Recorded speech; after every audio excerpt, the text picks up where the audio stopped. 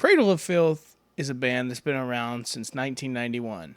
And as of late, they have once again broken into the news cycle, this time ending up in magazines as big as the Rolling Stone, with controversy surrounding two of their members departing from the band, one of which willingly, the other one was fired prematurely but had the intention to leave. On August 24th, Zoe Marie Federoff of the band Cradle of Filth, who she was the female vocalist and keyboard player, issued a statement saying, "It is with deep regret I share that for personal reasons I am unable to continue this tour and continue in general with Cradle of Filth. Please respect my privacy and my family's privacy. I will answer no further questions. I've seen this movie 13 times, okay? Well, I haven't, so shut up. Be kind to my successor. I wish her and my now former bandmates well. At least, like Roy Khan said over a decade ago, God was there after all.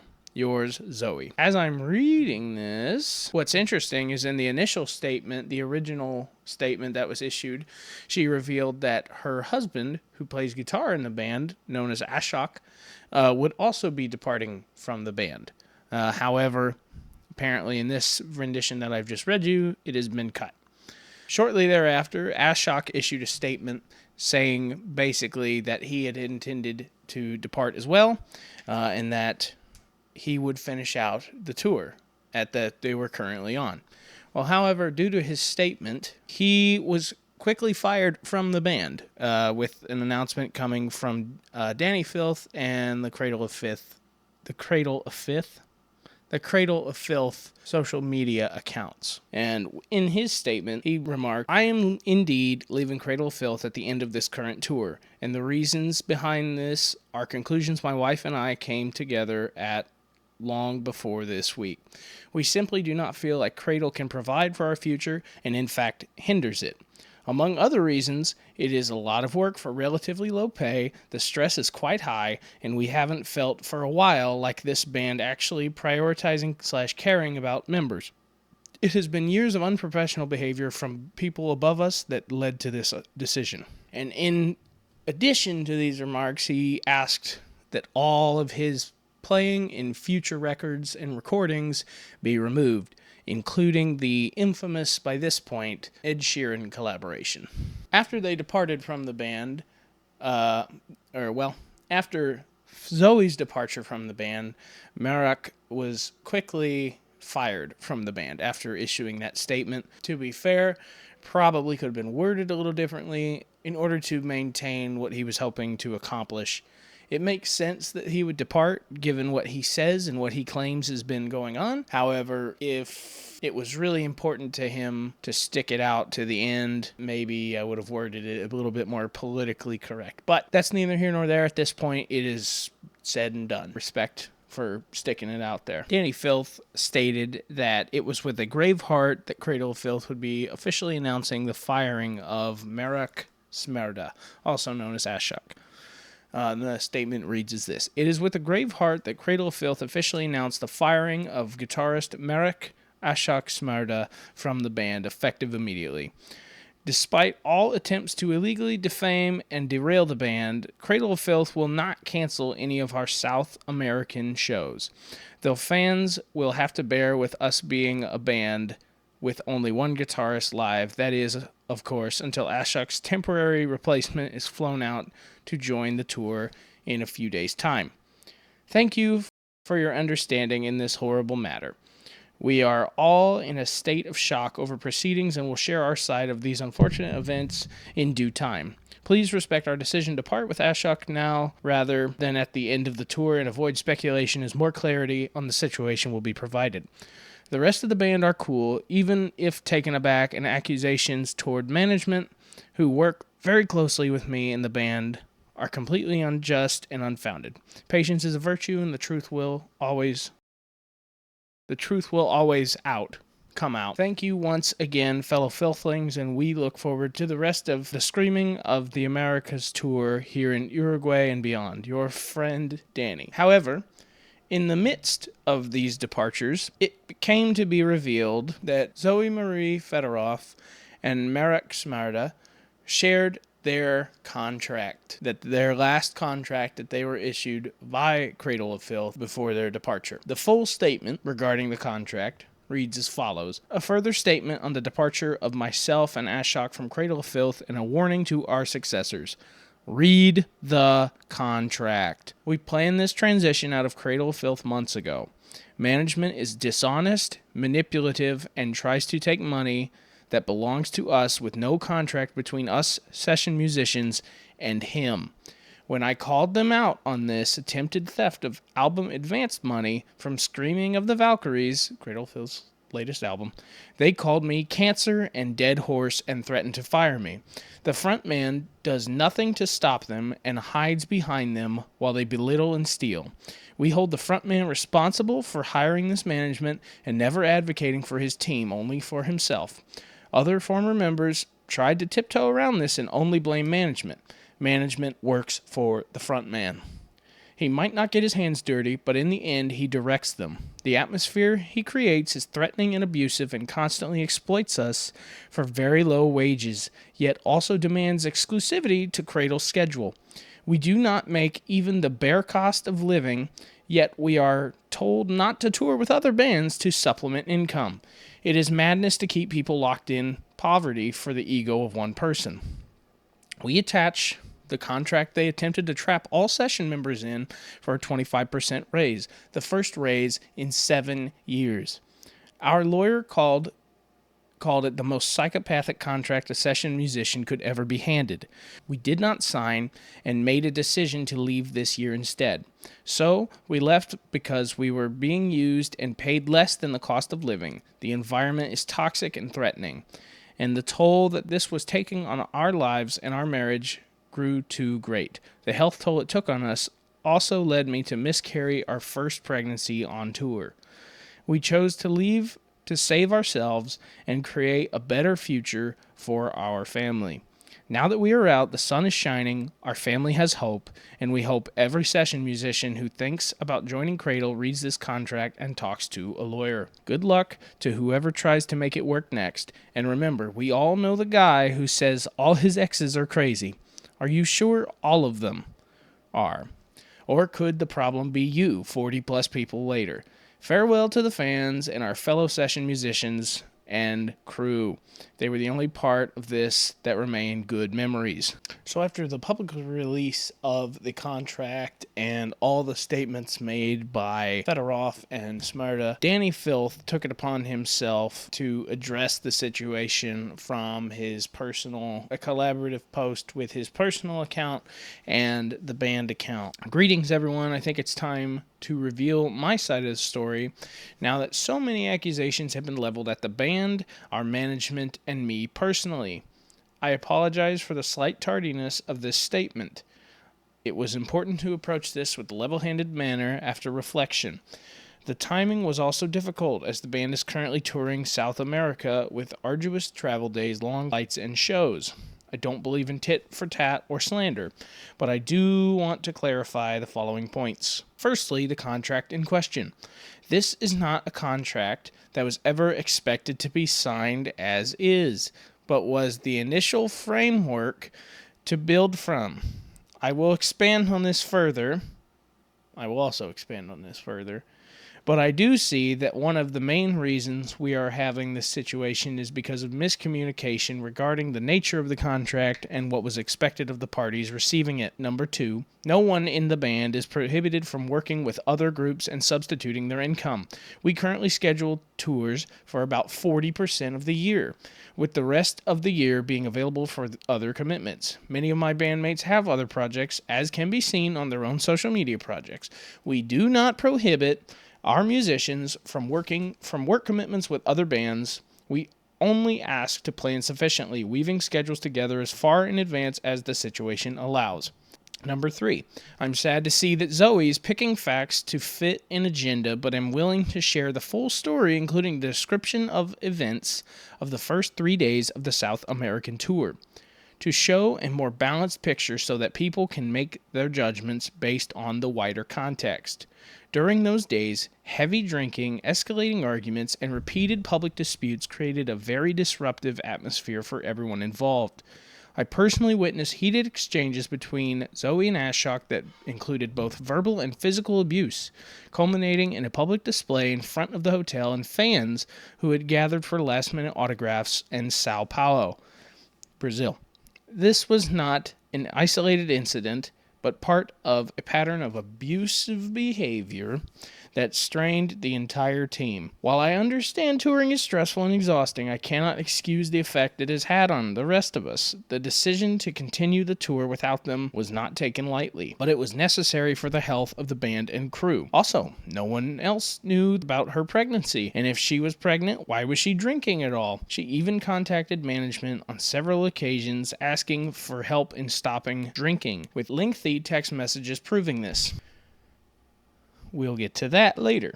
Number 4, it is important to me that the artists around me feel like their inputs are seen and valued. I do think that for the most part this is the case, as some of the remaining members have been with me for over 10 years. We are, however, always looking to improve, so I will take what is happening now as an opportunity to have a better dialogue in the band, crafting a more elaborate contract that makes everyone feel comfortable and protected in the future. 5, addressing the management. Des and Anastasia of The Oracle Management have been nothing short of wonderful, caring and understanding, relinquishing commissions to make tours work, working closely with the band to deliver us some amazing opportunities, thinking above and outside the proverbial box. Having failed to fit in the band, Zoe is now attempting to slander and lie about as much as possible to garner dislike for me and our management. Isn't it easy to accuse without proof in this day and age when everybody is such a well-versed online critic? I can only begin to imagine what else I will be accused of as she seeks to destroy this band and business. Not used to this level of scrutiny. I'm not I can used tell. to this level of Yes. scrutiny. Des is very honest, transparent, and truthful and doesn't get paid until I allow the accountant to pay him. This means everything goes through my accountant, and then said accountant sifts through all the financial numbers to see what can and cannot be afforded. Des never handles any of the monies coming in. Des called out for Zoe's firing, to which Ashok spoke out for her and went after the royal family of heavy metal, and we won't have anybody speaking about Ozzy's wife like this. Now to elaborate further as promised. First, the contract in question. Yes, it was a shitty contract, but one that was put forward to help further dialogue with two members that had been causing a lot of drama behind the scenes. Started from a harmless and well-reasoned email from Zoe asking for a pay raise for the band, which was approved within days without any pushback. Zoe's communication continued to get ruder and to escalate to a more threatening depth for seemingly no reason, especially considering her original request was approved from the get-go. The tensions were growing, and at the point of sending that contract, we had already received resignations from both Ashok and Zoe, so we decided not to send any budget on a tailored contract, which in retrospect was a mistake as it further escalated the situation. Unfortunately, we sent out an old but never before used contract that was too brash, not as elaborate as it deserved to be, and one that doesn't capture the full picture of the actuality of being in a band. It wasn't done with malicious intent, but was intended as a start to negotiations, with none of us realizing that it has been sitting in a folder, but not used for a reason. I rashly forwarded asking the band to sign. At the time of sending this, we all, management, myself, and our attorney, had barely any time to look at the contract that was going out and giving it a surface glance, and just got it out to the band. Bullshit! I hadn't had a full conversation with the lawyer or Des about what the contract's initial intention was. Negotiate or just sign and go. This was an oversight on my part and had to be clarified later. Of course, Zoe would show you the worst, and it saddens me that the context of what I thought was our dialogue was warped to fit an agenda and made public. I am talking internally of the rest of the band now to draw up a contract that will best serve all of them and the business. And yes, unfortunately, a band is a business, and when we witness a person stirring trouble, drinking heavily, not writing, threatening to sue the band over the use of their image, then something obviously needed to be done. Zoe and Ashok had already tendered their resignations despite me agreeing to a pay rise amid additional financial protection, so I was in absolutely no hurry to waste money with a lawyer drafting up a contract that was destined to be pulled apart anyways. To say that they only earn X amount a year will certainly raise a few eyebrows. However, aside from the wages they are also privy to publishing, they just received an advance who the management gave up commissions on, and I actually put money towards out of my share, publishing royalties, PRS, or the equivalent in every country, bonuses for touring if we do well, endorsements, and not to mention food every day in bunk/double room hotels when available on the road. On Zoe's departure, 3 days into the 26-date tour, and having already promised me and management they would see out the tour in a professional manner, Zoe and Ashok proceeded to drink and argue between themselves for the first 3 days. Having already argued all afternoon in front of everyone backstage, Ashok wanted to stay behind and have a few drinks after the show, arguing with Zoe to the contrary. Later, he was with fans and members of our crew when Zoe stormed downstairs at the hotel to drag him back to the room, telling people to F off along the way and causing a scene. There are many witnesses to this, including that of her throwing things at him. Leave the kid alone, you goddamn animals. Who do you think you're talking to? Nobody. I'm talking to nobody. What did you say? What? I said, what did you say? Get lost, buddy. Shut up, mister. Yeah, shut your mouth, mister.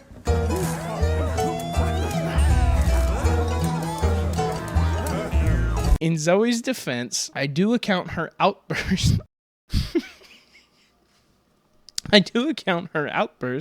on the fact that we had barely 11 hours sleep in 4 days. But again, I don't think this is a worthy excuse. No one else behaved in this manner. We were too tired to, for a start. The next morning, which was a very early lobby call, Ashok was clearly still drunk, and the two of them argued heavily at the airport, resulting in Zoe deciding to leave the tour and book a flight back to Arizona, citing Ashok's alcoholism and partying by text.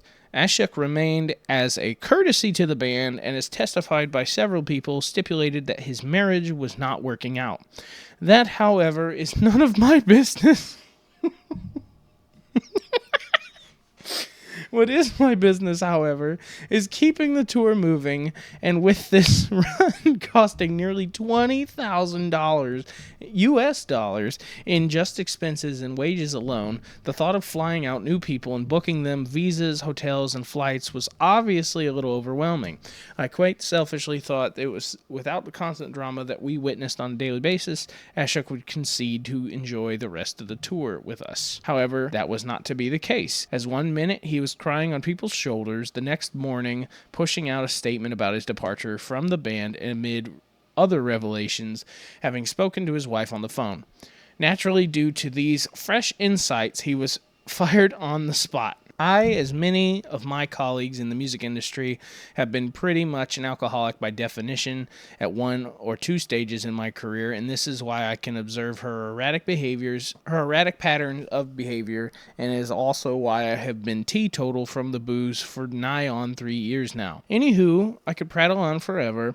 I just wanted to clear up a few things and then be out of your hair. Thank you to all the bands, fans, and fellow musicians who have proffered their support in this matter. You guys are appreciated, indeed. Onward and upward, they say. See you on the road. So after that, a very intensive statement, both Zoe and Ashok decided to separately, but still pretty consistently, premiere more statements regarding his recent statement. Now, there's been a few more recent statements going back and forth. For whatever reason, Danny decided to bring up that his mom has cancer, which is terrible. Not going to deny that. However, completely unrelated to what we're discussing. Doesn't look good for him. It doesn't look credible for him. So it's very bizarre that he would even mention it whatsoever. Conversely, there's a few things on Zoe and Ashok's side of things that don't make a whole lot of sense. Even with their clarifications in these later statements, the entire point of me covering this is not necessarily to cover the drama of it all. But what I want to use it for is to help other artists, mostly smaller bands who are not anywhere near that level and probably will never reach that level, learn about the music business, learn how contracts work and how these disputes end up. Let's look at the contract, their management, and a few other small business details that have been included in these statements along the way. This is the clearest example of where I can find the statement, including the contract. We'll try to get a very close look at everything they include here. Now, mind you, a lot of this is British law, not American law, so that will, in some cases, be a little bit of a hindrance. I've spoken to a friend of mine who is studying music law in the United States. She said there may be a discrepancy, but we will look at this either way, not from a legal standpoint, but just comparing and contrasting the statements that were given to us and that I covered already. Dear Sir/Madam,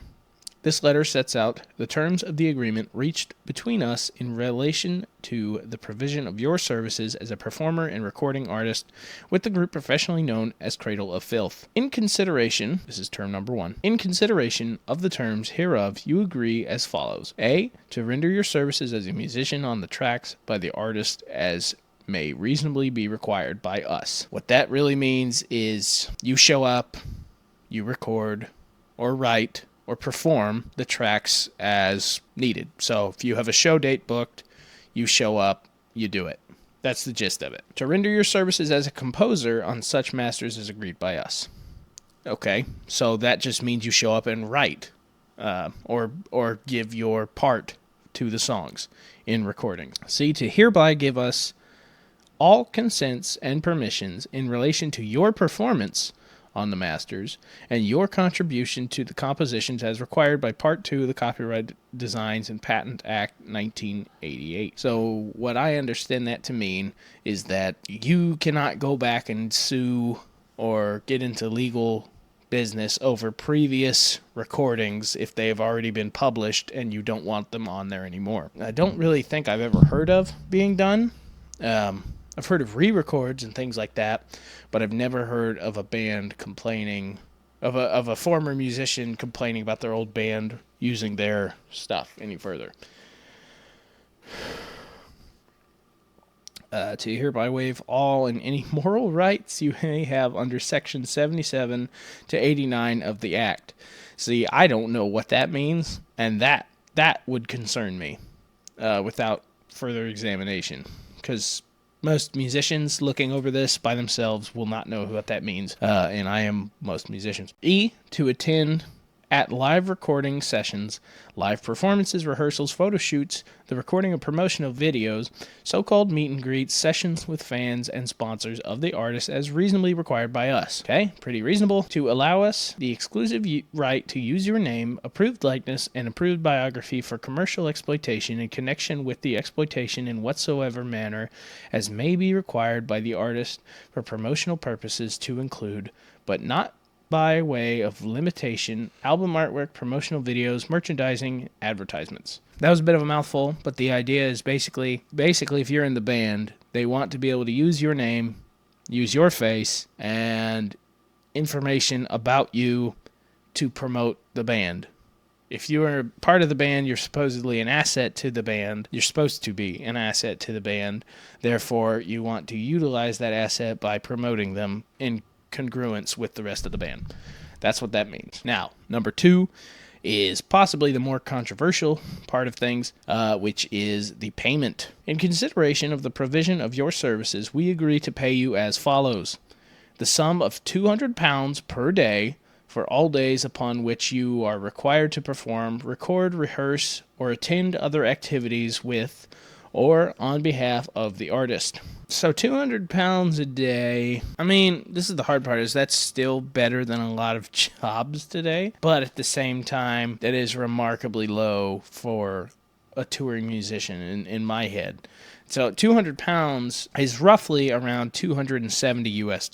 So $270 US, not terrible. Per day, I mean, that's not bad at all, honestly. But that is before taxation, so you have to factor that into consideration as well. Then you have the sum of £150 for days spent traveling, so tours in addition to the £200 per day, I believe. Well, that's what. Anyhow, I'm gonna make that assumption. We're gonna move on because I'm not gonna spend a lot of time on that. That just makes sense to me. Otherwise, there's no reason to make this distinction. This would have to be in addition. This would make sense for practices, recording sessions, music videos, and like it says, other activities. So this would make sense for travel, for tours. This could be anything. A per diem of 25 pounds per day for each day upon which your services are required by the artist. So a per diem is basically the amount of money you are allotted each day for food and little expenses like that. Well, let's look at 150. So 150 pounds is like 200. So 25 pounds is essentially $33.43. So not a lot of money a day, especially considering now with all sorts of stuff. That's basically like, I don't know. You could eat off of that, but it is remarkably low. especially for bands who've been doing this since 1991. Even if they are all session members, that's still kind of nuts, except Danny. That's still kind of crazy. So that's what a per diem basically is it's allotted to smaller expenses like food. And maybe, I would imagine, like toiletries and things like that. Section D, an annual payment of £1,000 for the use of your image and or performance in videos, merchandising, photographs, or other such promotional materials to be paid prior to each 31st of December that you perform with the artist. In the event that you leave the artist during the course of any calendar year, you will be paid a pro rata payment equating to the number of days during which you performed with the artist from 1st January to the date of your departure divided by 365. Basically, for any videos, merch, photographs, etc., you get $1,000 or £1,000 for the use of your image if you stick around the whole time. So £1,000, $13.37 and 40 cents in US dollar. If you depart within the year, then you will not get that full amount. I'm not sure what pro rata means, but basically the rest of this is pretty clear, and that is if you leave the day of your departure, the official day of your departure, well, they're gonna do the math and figure out how much they need to pay you based on that. Not unreasonable if you're in a business. If you leave in the middle of a pay period, you quit your job in the middle of a pay period without notice, you're not getting paid for the rest of the pay period for what you didn't work. You'll get paid what you worked, but you won't get paid for the rest of it. This is the most concerning part. In addition to the foregoing, we agree to give good faith consideration to further payment to you from time to time in respect of merchandise sales and so-called meet and greet events. Any such payment in respect of merchandise sales and meet and greets shall be at our entire discretion following the conclusion of any particular touring cycle after all tour costs have been paid. That's incredibly vague, which means something shady's going on. Like, why include it at all if you're not going to give any specifics whatsoever? I mean, it makes sense that the potential for more money could come in. One could argue that meet and greets and merchandise sales would be based on merit, such as how well the band performs. However, you can't really predict that. You could put on a great show and still nobody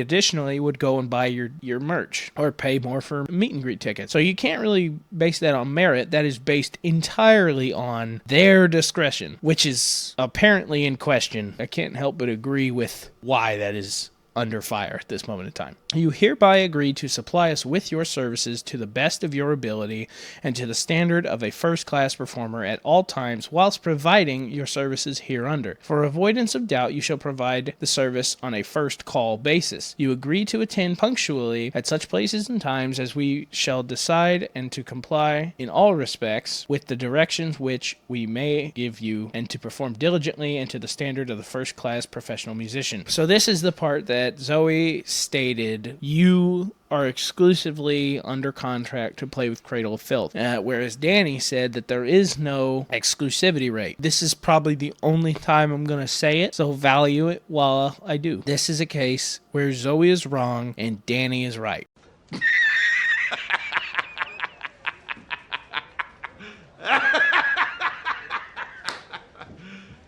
You serious? This does not say anywhere at all that this is exclusive. Now, I can see where one might see this, especially considering what comes next. It says first call, so you can participate in other bands. In fact, one of the former members of the band has stated this, that he would go on other tours with other bands to supplement his income with Cradle of Filth. They had full right and ability to go and do other things if they wanted.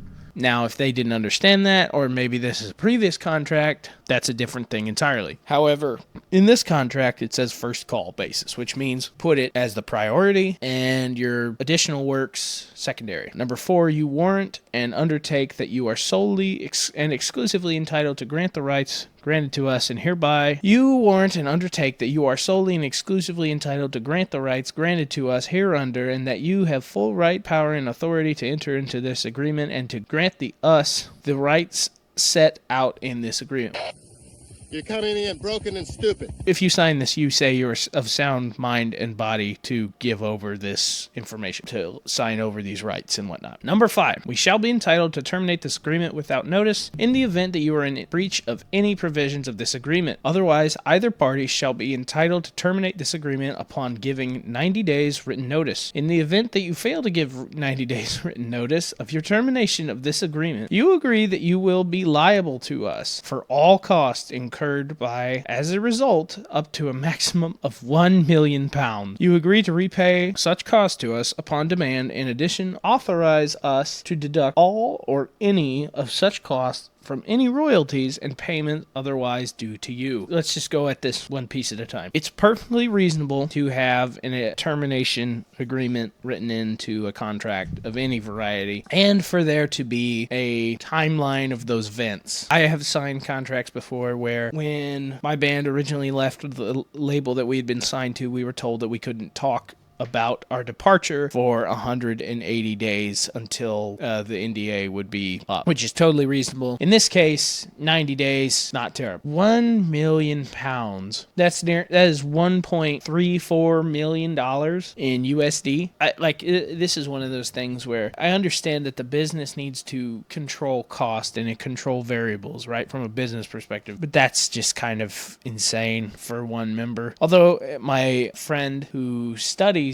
music law mentioned that in the American legal system, those fines or those kind of penalties are not always pursued, or they're not always able to be pursued. My understanding is there's usually a lack of evidence to support that much of a fine on one person. That is complete speculation and hearsay, but that is my understanding of that. This is probably the craziest part of the entire contract. In this part, point 6, this is why this whole nonsense started between everybody. Point 6, you agree that you will not at any time divulge or communicate to any person any information concerning the business or personal affairs of the artist, of our management, which have or may come into your knowledge in providing your services or otherwise. Without prejudice to the generality of the foregoing, you shall not give or participate in any interview with the media or make posts on social media or otherwise concerning the artist or management without prior written approval. This clause shall continue to apply after the termination of your engagement to provide your services. After Zoe announced that Ashok would be leaving, and Ashok made a point to say that the band had been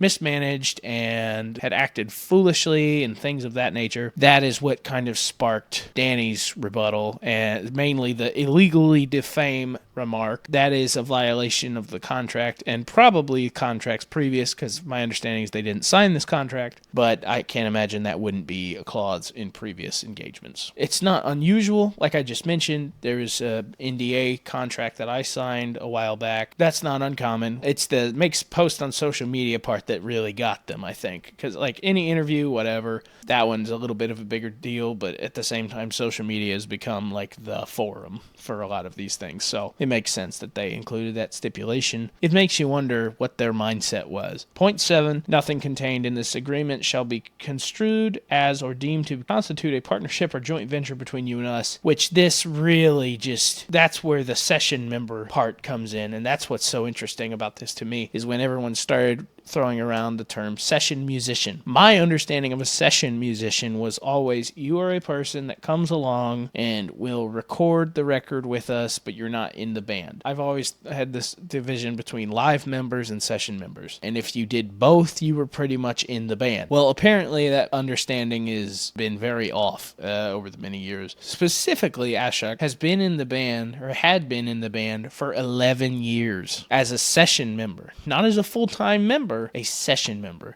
There is a legal distinction as pointed out here. For example, okay, let's just use the biggest example there is. Metallica. James Hetfield and Lars Ulrich are in a partnership. They are full-time members of Metallica. Kirk Hammett is a full-time member of Metallica. I am assuming Robert Trujillo is also a full-time member of Metallica. Makes sense. They've been together. They've been in the band together for easily 20 years. Like that lineup has been together at least 20 years, to the best of my recollection. With Cradle of Filth, this is Cradle of Filth's lineup, and I won't go into too big detail here, but you can see every name here and how long and how often they have stuck with the band. Danny is the only original member left, which means he is the only one who really retains the rights legally. The band. He's the only one. Basically, my understanding from this is that he is the only official member of Cradle of Filth. Everybody who is listed as a current member, other than him, is a session guy. So Daniel Firth, Donnie Burbage, and Martin S., all session musicians. And these guys have been around the band for a long time. Well, not Donnie, but the rest of them have been around for a long time. Martin's the second,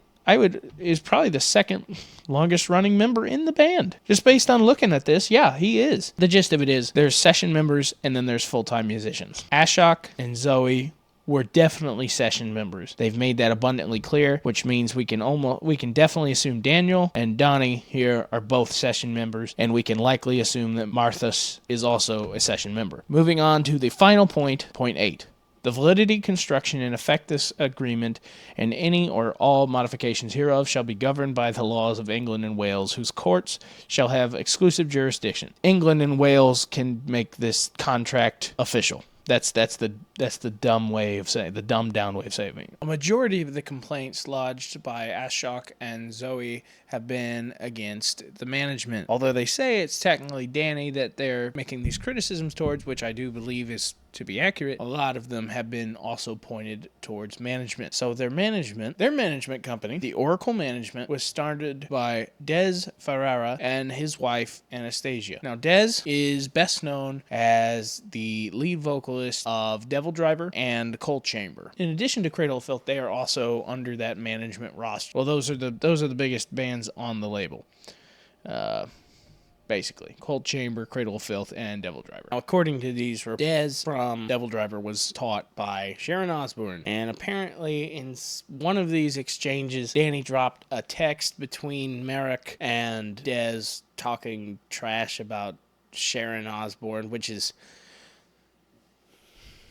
Why is that necessary? It's kind of the same thing with the cancer thing. It's not that I don't feel bad, but at the same time, it's like, that's completely unrelated to what we're discussing. A lot of the statements that Danny put in that long, dragging confession, for lack of a better term, were pretty much inaccurate. I don't know about the drinking. Zoe made a statement later that basically addressed that and said that, well, she didn't outright deny it, but she did basically say that it was slander against her and Marek.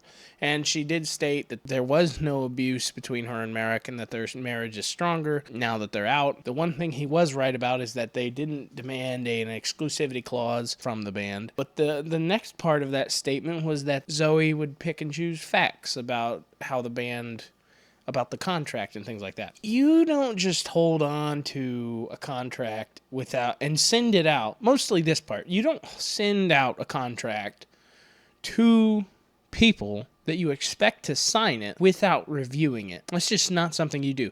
Which, to Marek's credit, he also made a point to say in one of these most recent statements. You just don't do that. Like, you expect people to sign on the dotted line without giving them the due respect of even reviewing that contract to see if their terms will benefit anyone but you. That's kind of concerning. At the end of the drama nonsense, everything seems to point back to, well, mostly it all seems to point back to that this situation could be easily avoided, namely if Danny cared about his bandmates. And for the record, Zoe and Marek are not the first people to say anything. There was a video by Wyatt's Metal that did a better job covering this, but multiple members have come forth and discussed it over the years of their time in the band. He showed a clip from Nick Barker, their older drummer from the 90s, who also played in Dimmu Borgir. There was a whole clip about how Nick had no respect for Danny because of the shady things that their management had done. There was a lot of bad management, and Filth was all a part of it as well. I mean, we were selling out 1,500 to 2,000 capacity venues in Europe, which were probably on a back-end deal after break-even as well. And we rode in at the shittiest tour bus you can imagine, very basic crew, and we were only coming home with, merch profit. So, where's all the money going? And, of course, when I questioned management about this, I was accused of rocking the boat, and, well, nobody else wants to see the accounts, Nick, so why do you? Why do you always have to make trouble?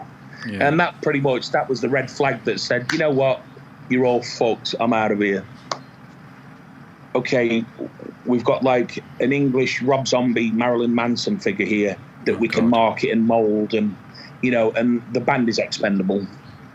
It was all, and that's when he changed his name to Danny Filth, it was just like, oh, fuck, I know exactly where this is going. And, with all the mismanagement and, there was no transparency with anything. Well, I know where all the money was going, but, I just couldn't prove it.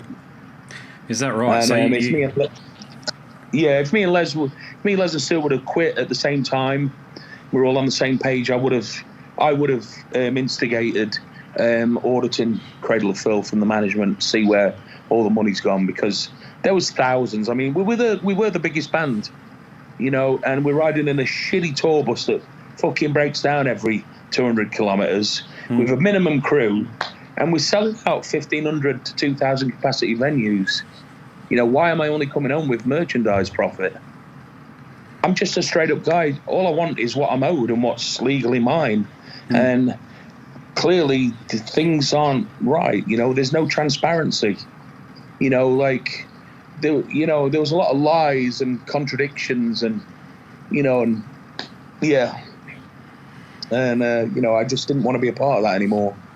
And how management was, manipulating Danny into this UK Rob Zombie, Marilyn Manson figure, it just all went to his head. I mean, has Danny reached out to you in the intervening years at all?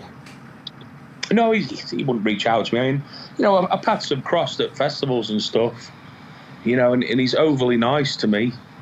But it's like, I don't like the guy, and I don't respect him because, he fucked us all over.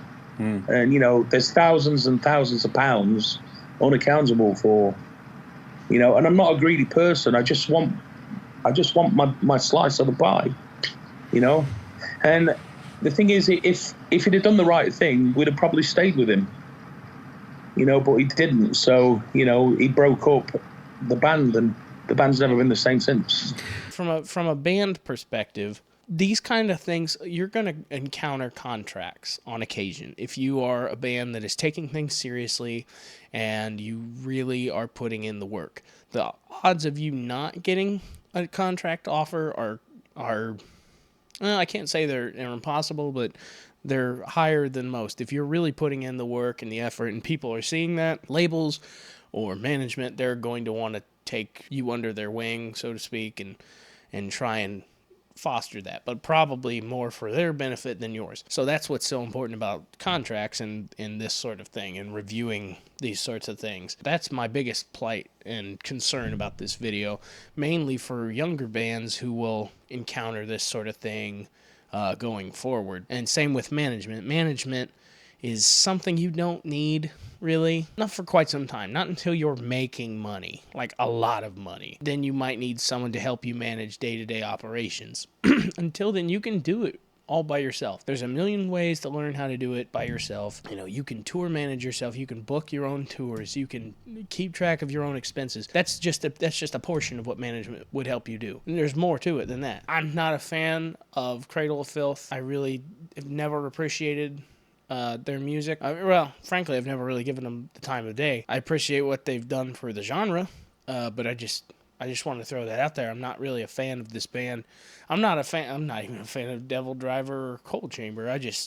I thought this would be an interesting topic to explore. So my entire point of doing this is to help teach other bands how to do those things. That's probably not the best business model, but that's what's important to me, is teaching bands how to get to that level of self-sustainability, because that's where I want to be, and I think that's where most bands want to be. I do help a lot with promotional materials, advertising campaigns, general marketing stuff, including strategy and overall business strategy. There would be dialogue, which is not what seems to be present in the Cradle of Filth. Thank you for watching.